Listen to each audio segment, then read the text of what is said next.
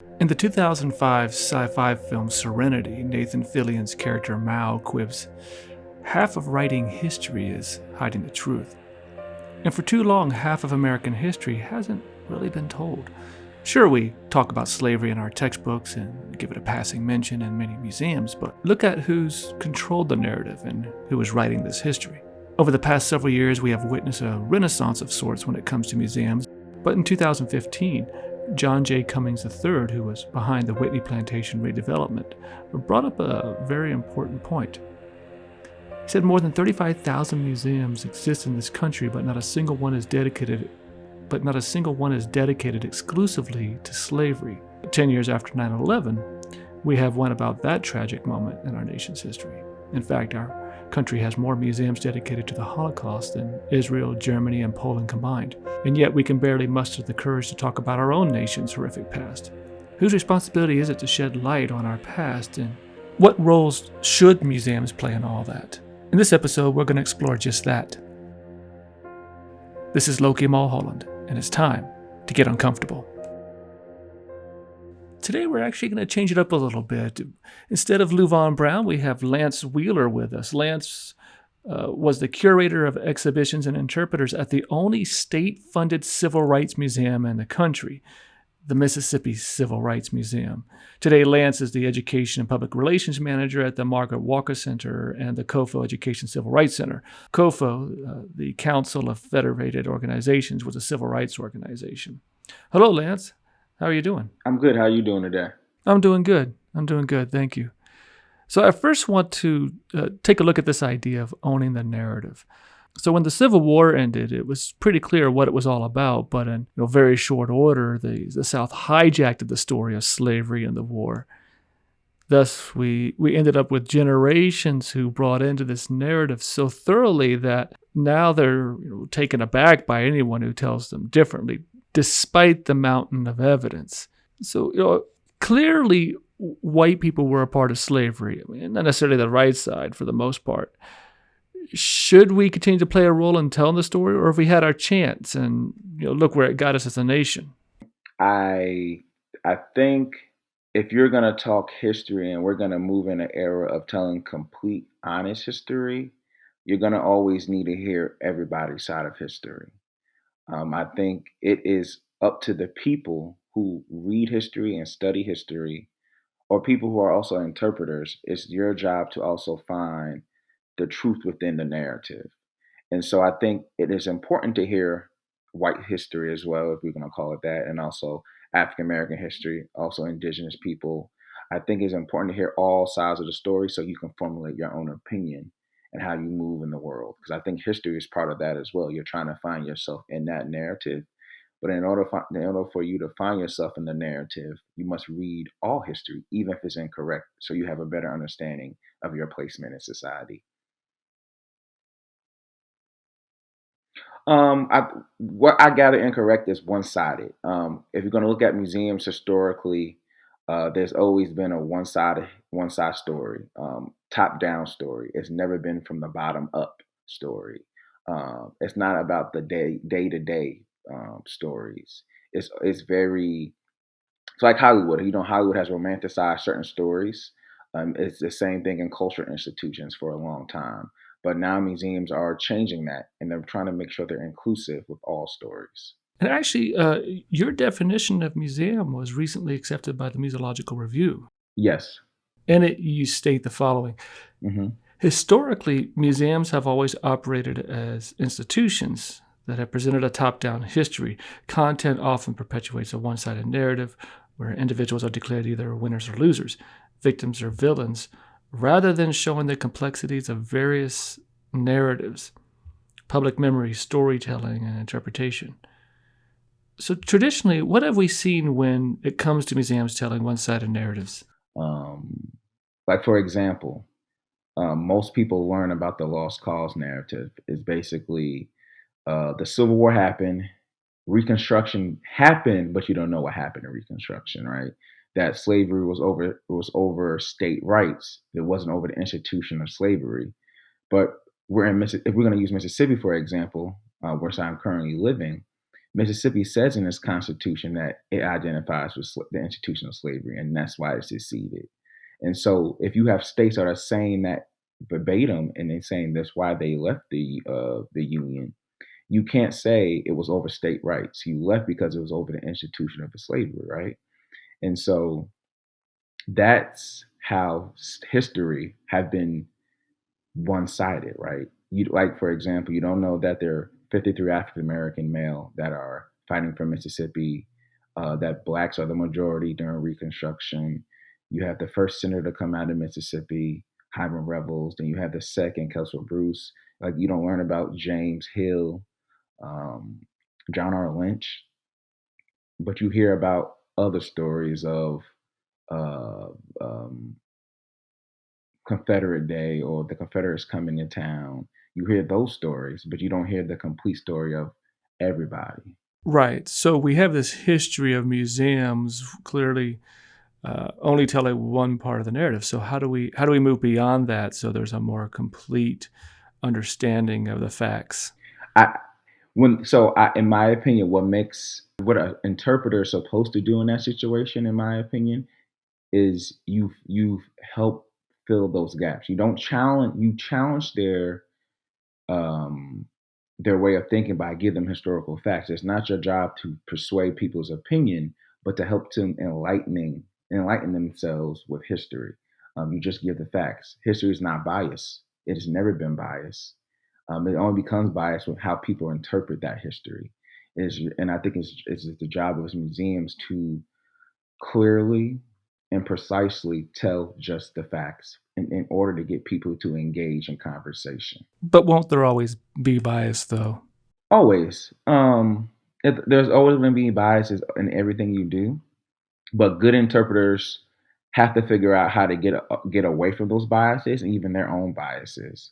And how you do that, you give dates, you give facts, but you give facts that are able to give you multiple sides of saying, well, if you're downstairs in the museum, if you go to the History Museum or the Civil Rights Museum here, it's the job of an ambassador to tell you the narrative, but also support that narrative with some information as well.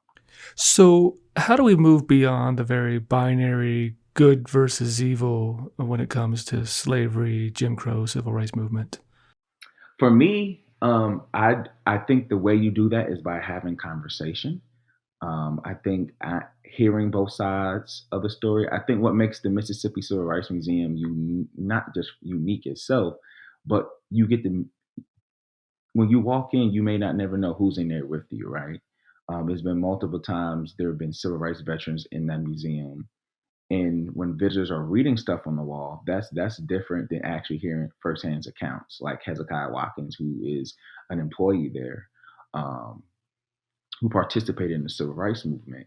And so I think by having conversations, this allows people to see the story a different way, but also begin the journey of trying to figure out what was real that they learned and what wasn't real and what's real, excuse me.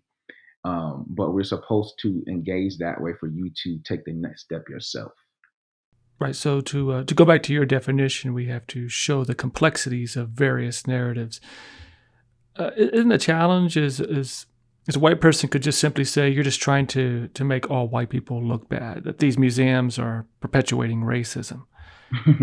But of course, mostly white attempts at telling these stories have their issues as well. They've clearly perpetuated and fed into the fantasy of the lost cause. So, Mhm. how do we create a space wherein the truth can be told, but those who need to hear it won't shut down mentally and emotionally?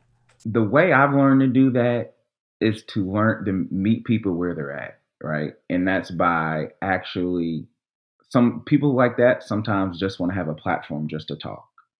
And it's your job to engage. And when I mean engage, you listen actively, don't listen to respond.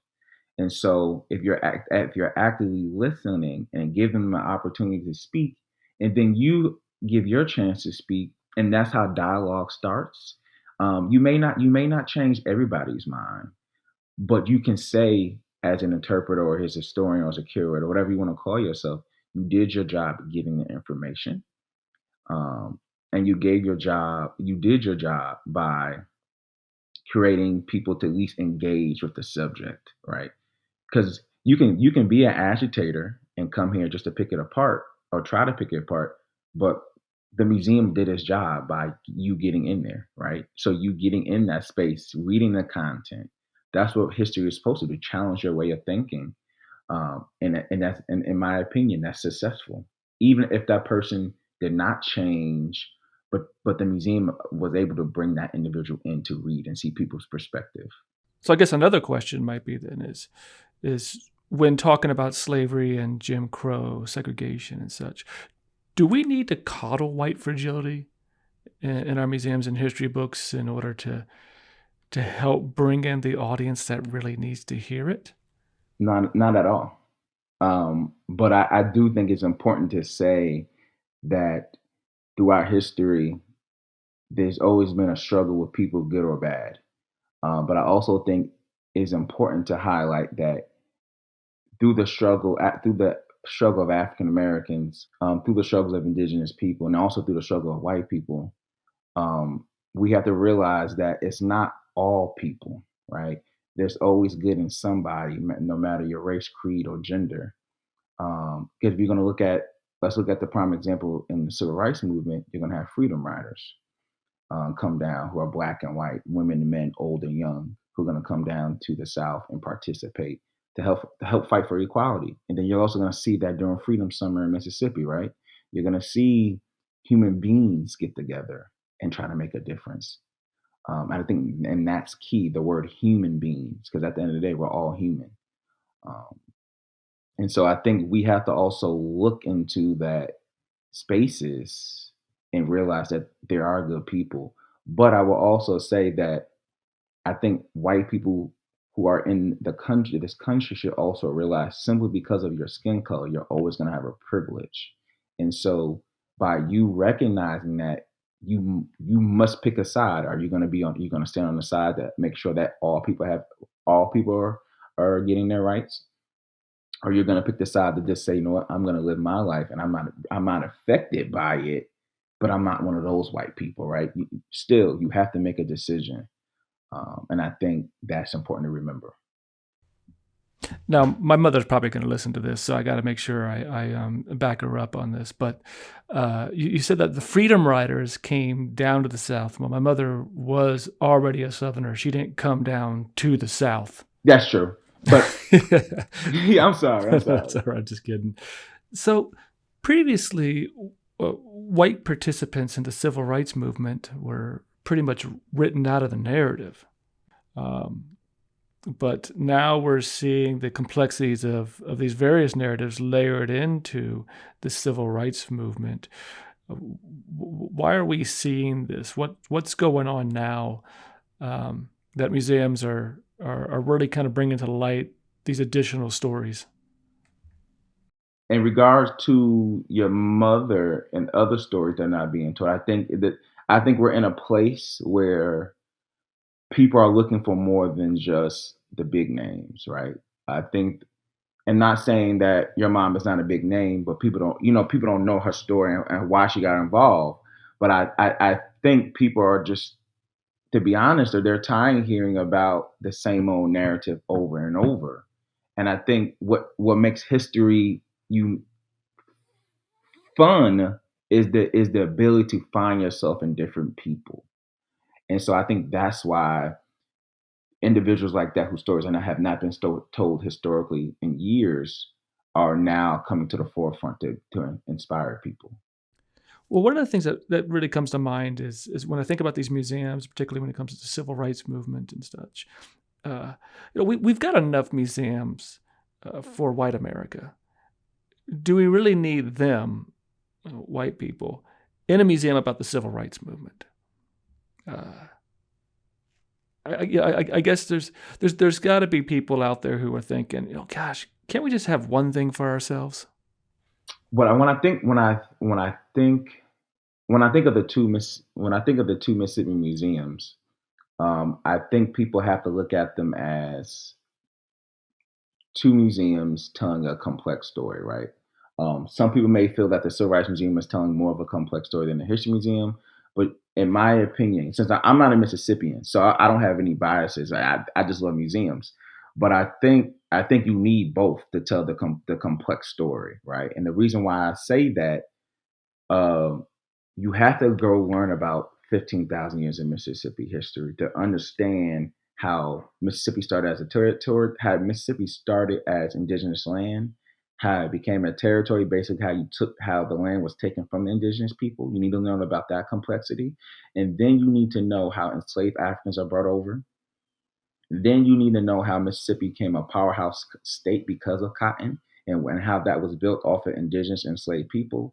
And then you need to know the laws and other structures that are in place to prevent people of color or even women, gender, from proceeding into uh, what we want to call first class citizenship. You need to understand that, but also you need to realize that there are also good stories within Mississippi, right? Like the blues music, the writers, uh, what makes Mississippi. And then when you get to the Civil Rights Museum, what that does by itself is it digs a little deeper within that story. And I think I appreciate that, because if you go to any other museums dealing with civil rights, they're always looking at the always the three narratives, right? It's Dr. King, Rosa Parks, and Malcolm X, which are great individuals, but the Civil Rights Museum allows you to take a little deeper dive in different parts of Mississippi, because people sometime, in my opinion, forget that Mississippi was ground zero, and all the stuff that we talk about regularly stems from the state of Mississippi. Um, so I think you need both museums, and I do think and that one in particular, those museums, but no, in that case. But I do think there are museums that are dealing with African American history that are popping up around the country. For example, you have the International African American Museum in Charleston, South Carolina, that's going to look at enslaved people coming to Charleston. And then you also have, I don't want to say their name wrong, it's the African American Museum of Music that's going to be opened up in Nashville this sometime this year, but because of what's going on in the country, I'm sure they have slowed down work in progress. But those museums are popping up, and you look at the Civil Rights Museum that's opened up in 2017. So there is a push to tell more of an inclusive story of the African American story within the United States. But clearly, there's just a pushback when it comes to that from the white populace. It's always going to be pushback, and I think the pushback is because I think sometimes as a country we have a hard time dealing with the ugliness that we have done. You mentioned in the beginning that we have more museums dealing with the Holocaust. We're affected by the Holocaust, but that really mostly took place overseas. And it's hard to look something in the face and take ownership of something that you did so ugly to people in this country. And it's gotten better in some ways, but there's still ugliness that's happening to people of color. And so I think that's a hard pill to swallow for some people. And sometimes people don't want to come face to face with their ugly truth and they accept it. No one wants to admit they're wrong, Right. But yet, but it's necessary. yeah. So is the Holocaust Museum and such a way for us to point the finger at other people and not address what we did here? No, I wouldn't say that. I think the museum here serves a purpose to show you the inhumanes of humanity. But I think it is necessary to have those museums in this country. I think all museums that tell a story that's honest and truthful is important. But I think we have to find a way to also be honest and stand with museums that challenge our own historical narrative. So it's April, and where you live in Mississippi, the governor just declared it Confederate Heritage Month. Hmm. Now, personally, I think this is just a bunch of pandering nonsense that fails to address the hate that is the heritage. But as misguided as it all is, this is still very real to some people. I mean, it's their family. Have you ever had some Have you ever had some redneck straight out of Central Casting come into the museum and be transformed, or are they just not even bothering? Well, I will say that the most interaction that I have working at the museum with people who strongly believe in the system of the Confederacy and that's their heritage. I haven't. I think that's because usually I don't think people want to engage people who don't look like them. For example, one of my white colleagues who worked who worked at both museums, but who was one day was on the history side. He would get those because they felt like he would understand because he's a white Mississippian, right? Right. First they assumed that he'll feel comfortable because he's a white man. And so he mostly engaged with those kind of rhetoric in that answer. Now, I did engage with people who were, I met this one white man, older white man, and what's ironic was his wife was black. And he told me, he said years ago, I hated you and I hated my wife. Hmm. Because we're black. And he said what made him really change was church, and understanding that all men and women are created equal, and that he was wrong. And we had a great conversation. We had a great dialogue about his journey. Right. And usually I don't hug people, but he asked me for a hug, and and I said sure, and we hugged because he was emotional. And so his answer, his last thing he said to me, he said he's trying to figure out how to have more people engaged in these stories to have conversations. There was one time when we first opened, there was an older white man, and you can tell he was just emotional. And we approached him just to see if he was okay, if he needed a breather. And he pulled out a picture of his grandson who is biracial, black and white. And he was trying to figure out his role as his grandfather, saying, how do I help protect him, but also raise him to be aware of his history? And so I think that's the space that the museum served. And what was important is that it serves in conversation. And that's what particularly those two museums do for people. And I hope I answered your question. So I know I usually tell people when they ask me how I feel about the Confederacy, I always ask them, I ask them a question. I always ask them what is treason, and then we talk about it. And then I said, okay, treason is, you gave me your definition of treason. So if the South is leaving or trying to force its way out of the Union, that is the act of, and they usually say treason. Then I said, okay, if a flag was flown during that act of treason, what does that flag symbolize? Right? I think people are so quick to make it about black and white. Right.